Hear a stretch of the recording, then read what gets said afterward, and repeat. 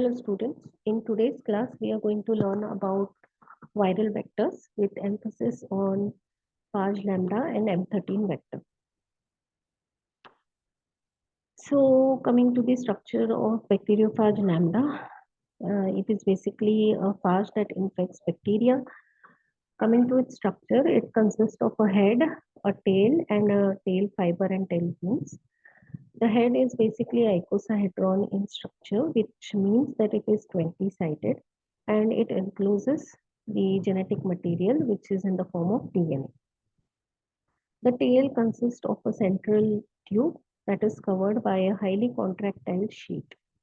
During the infection, the phage attaches onto the surface of the bacterial cell with the help of its tail fibers and tail fins. After attachment, the sheet contracts and it generates an injection-like effect that pushes the tube across the bacterial membranes. Once across the bacterial membranes, the genetic material will enter from the head that stays outside through the tail and will enter inside the bacterial cell. Once inside the cell, it will enter its life cycle, that is either lytic or lysogenic life cycle.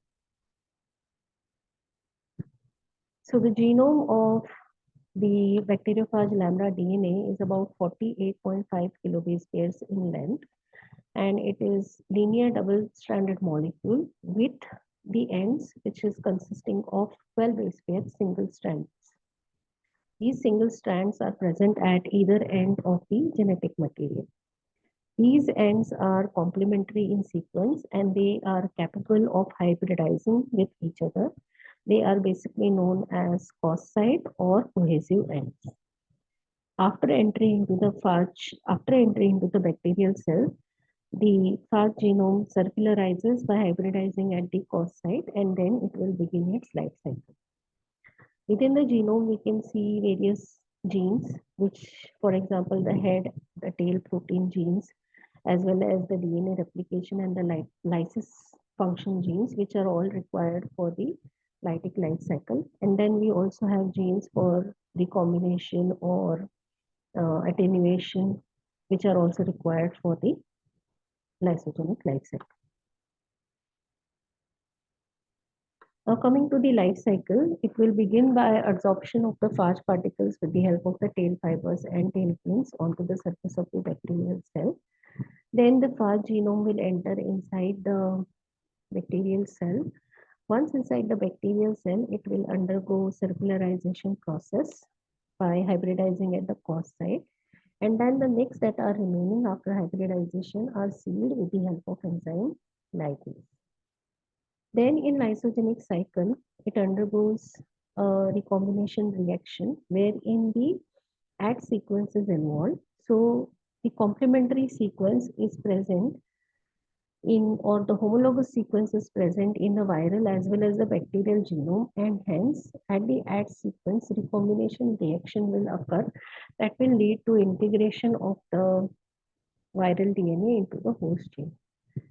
So in this stage, which is also known as the prophage stage, the viral genome will silently replicate along with the bacterial genome. While here we can see the lytic phase. So during the lytic phase, the initial replication that takes place is by bidirectional mode, generating two daughter DNAs from one parental copy. Later on during the infection, there is accumulation of the phage head tail proteins by transcription and translation processes.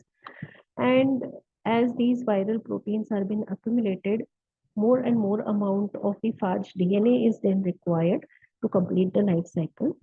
This is when the life cycle switches during the later infection cycle from the bidirectional mode of replication to a rolling circle mode of replication. So in this mode, there is formation of nick. First of all, in one of the strand, that is the outer strand, and the outer strand is stripped off and the inner strand stays intact in the form of a circle. As the outer strand is as the outer strand is stripped off, the second strand synthesis takes place or using the inner strand as a template. In this way, continuous synthesis of outer strand will take place. Simultaneously, the second strand synthesis will also take place on the stripped off strand of DNA, leading to generation of double-stranded DNA. So here recombination reactions are involved that will result in formation of concatenaric forms of DNA.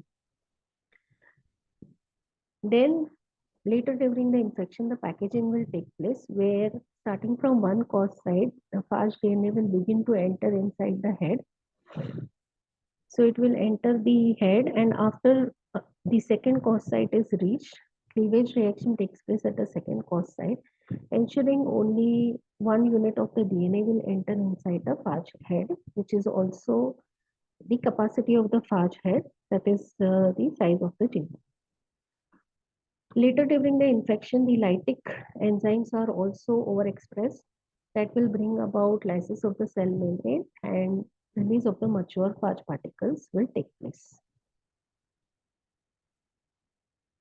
In this image, we can see how the concatenaric forms of DNA are synthesized that will result in concatenamers of DNA. So during packaging, the DNA will enter inside the phage head from one cause site, and then automatically when one length of DNA has been reached, the cleavage takes place at the second cause site, and thus allowing entry of one unit or one length of genetic material inside the phage head. So coming to the vectors that are based on use of Bacteriophage lambda. So two types of vectors are commonly in use: the insertional vectors and the replacement vectors.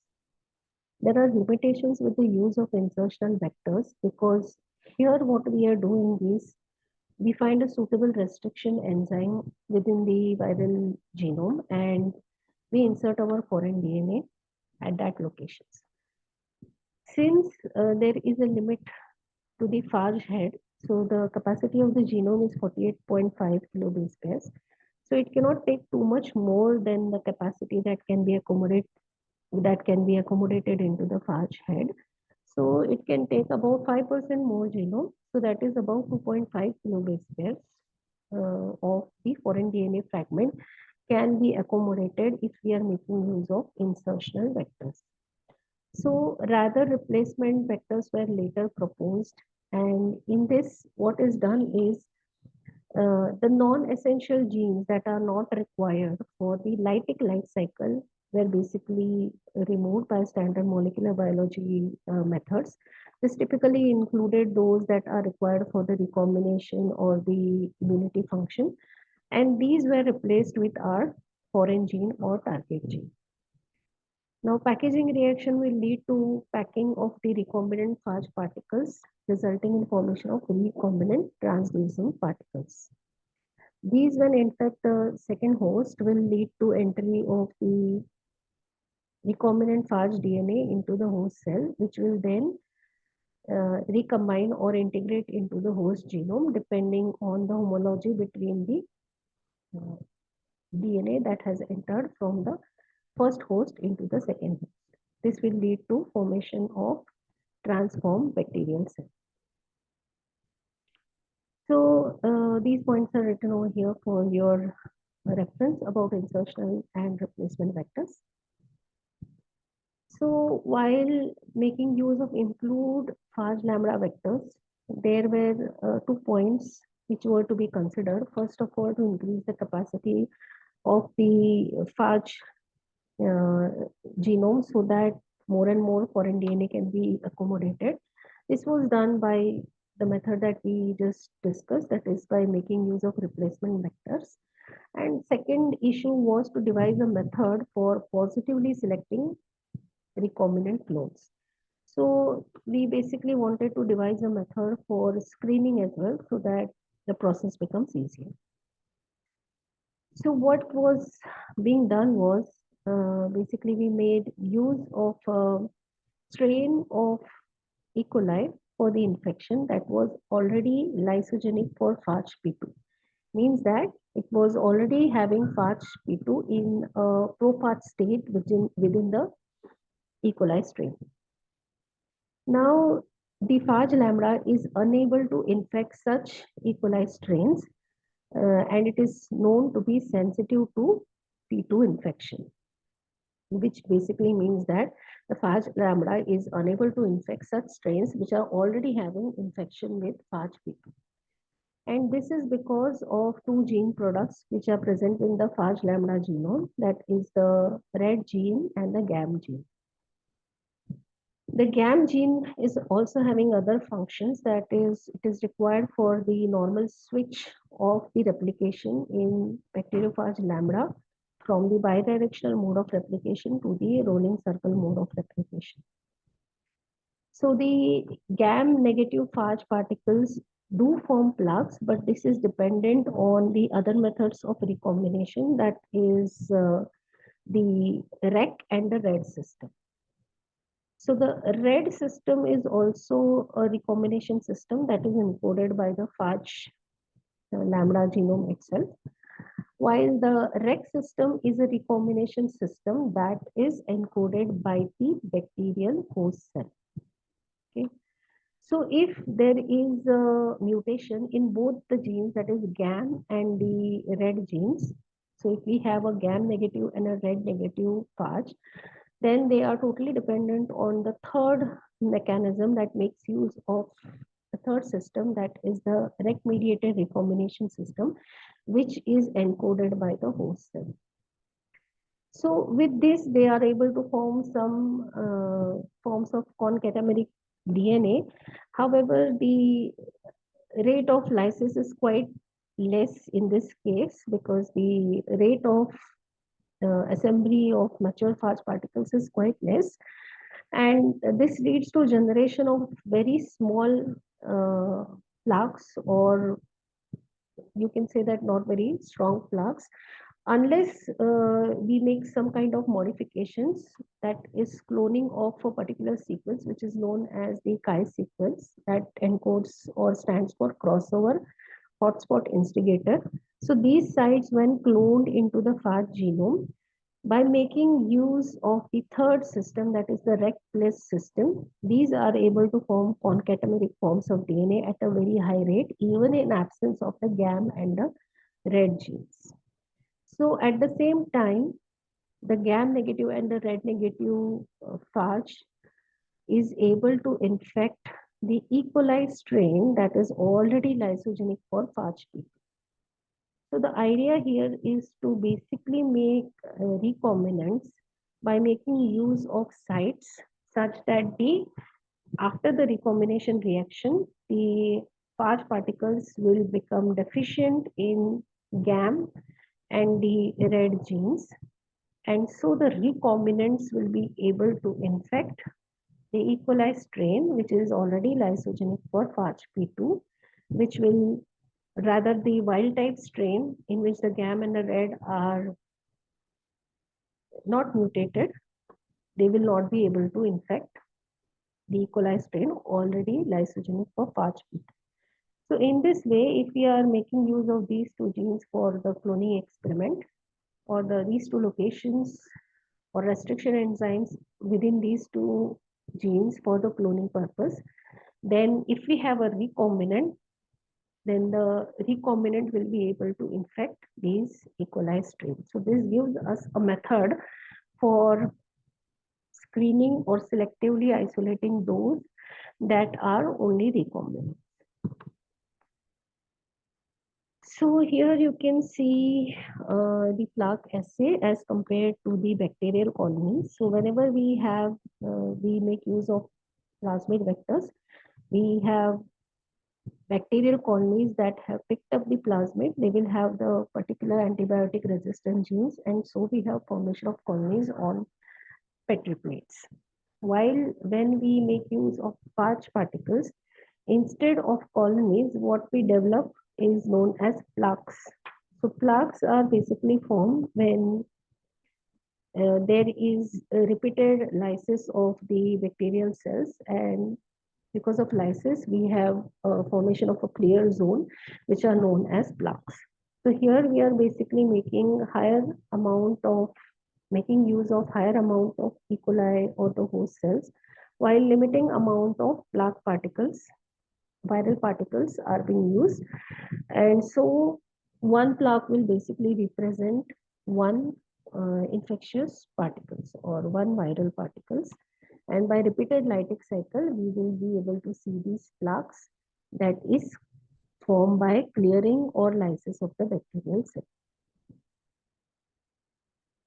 Coming to the second type of vector, that is the filamentous phage vectors. So these phages are able to infect only strains of enteric bacteria that harbor a F. pili. These are also different from bacteriophages, not only in their morphology, but also in their life cycle, such that they are being released from the cell via secretion-like process rather than lysis of the host cell. So the replication of the phage DNA doesn't result in host cell lysis, rather by a process that is a budding like process, the infectious viral particles will leave the host cell. So the host cell will still continue to survive and divide, rather at a slower rate. Now coming to the life cycle of bacteriophage M13. So the M13 particles consist of a single-stranded DNA as a genetic material surrounded by a capsid particles. The size of the genome is about 6,407 base pairs. During the infection, it will enter through the F. pilus, and once inside the cell, it will undergo a change of it will undergo decapsidation reaction first, and then will enter into replication cycle, wherein the single-stranded DNA is first converted into double-stranded form. So here first we have the activity of RNA polymerase, which will synthesize a primer, and then DNA polymerase 3 that will synthesize the complementary strand, resulting in formation of a double-stranded form of DNA, which is known as replicative form of DNA. This is formed about after 1 minute or within 1 minute post infection.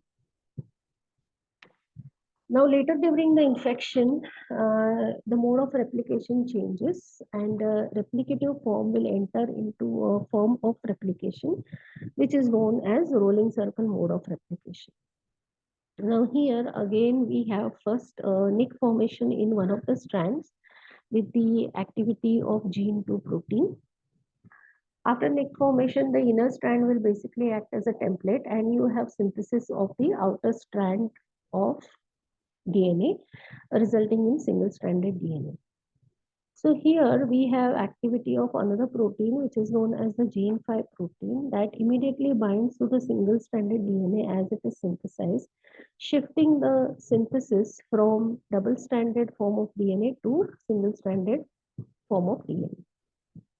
Simultaneously with transcription and translation, we have the accumulation of viral capsid proteins across the plasma membranes. And then later on, during late infection cycle, as packaging proceeds, the gene 5 protein is being stripped off and is replaced by the capsid protein. And then the single-stranded DNA will start entering into the regions where the membranes have accumulated the capsid protein, and will leave the bacterial cell by a process which is similar to a budding-like process. So in this way, the host cell is basically not lysing, but it will continue to divide at a slower rate. All the points that we have discussed are mentioned here for your reference.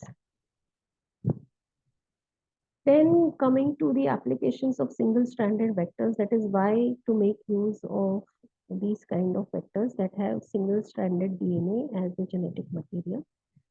So first of all, one of the original sequencing methods, that is the dideoxy sequencing method, required single-stranded DNA.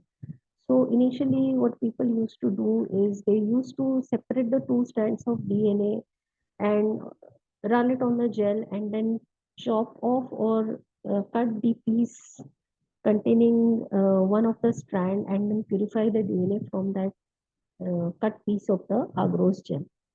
So it is a lot of work basically. So here, by making use of such vectors that are only going to synthesize single-stranded DNA, we can save ourselves from the lot of work required for sequencing. Secondly, it is also applicable for probe synthesis, where we make use or we synthesize single-stranded DNA probe that can be used for detection of specific DNA or RNA sequences. So earlier used methods combined cloning, amplification, and strand suppression, and all these steps can be rather combined by simply cloning these required gene sequences into these kind of vectors, and that will simplify the process of synthesis of single-stranded DNA that can be also used as a probe. Coming to the advantages of making use of M13 or other single-stranded DNA containing Phage viruses. So first of all, we can easily isolate the replicative form of DNA, that is the double-stranded form of the DNA, by timing the life cycle, and these replicative form of DNA will behave just like a plasmid. So we can manipulate it and purify it just like a plasmid DNA.